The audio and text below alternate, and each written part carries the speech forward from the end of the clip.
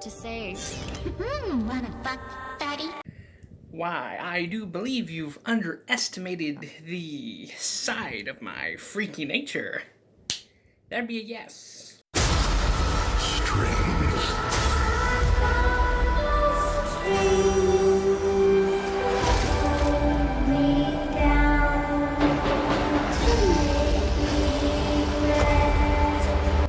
A world ready for the righteous and the pure to inherit. Don't believe in surrenders. No, I still got my saber, Reverend. Didn't turn it into no plowshare either.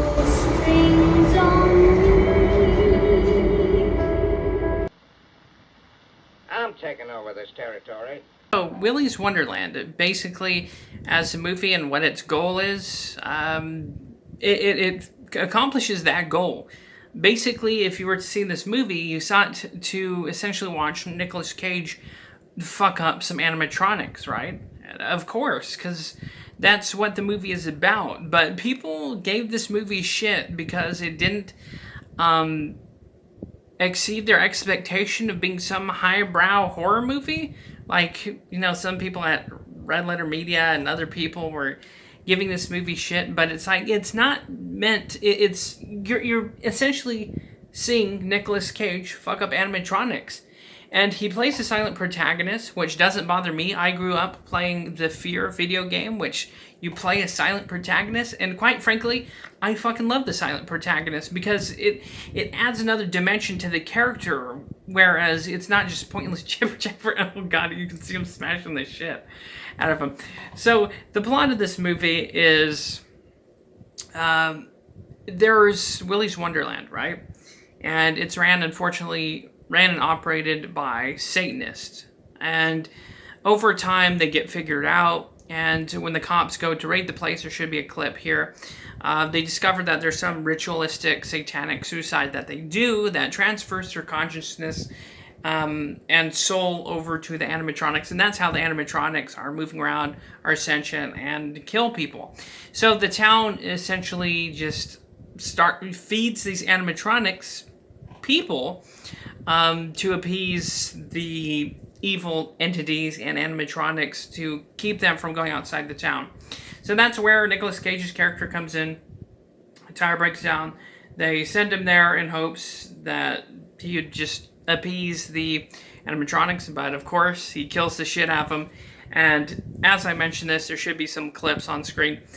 Boy, is there some glorious, like, action, gore, just violence against animatronics. And I'm going to rewatch this shit again later just for those scenes alone because they're fantastic.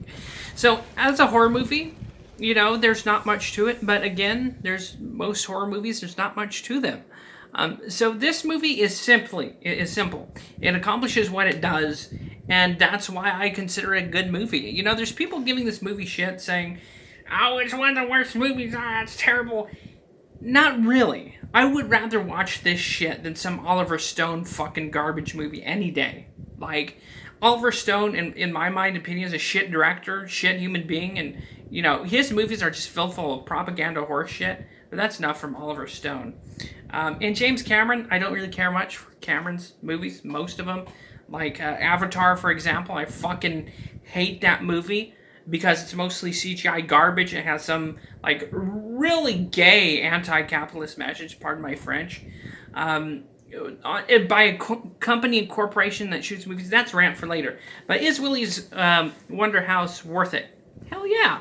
And especially catching it on Hulu. I think, yeah, that's where I saw this.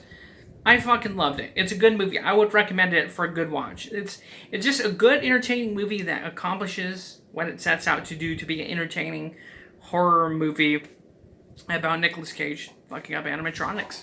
And that's what that movie is. If you're looking for more, you're not going to find it here. But if you're looking for Nicolas Cage being a silent protagonist, again, fucking up animatronics in glorious fashion, it's a great movie. And of course, there's some pretty good gore. There's 4 or 5 idiots that go inside this place, and they all of them except one get gored and mutilated pretty bad, and that's a pretty good watch.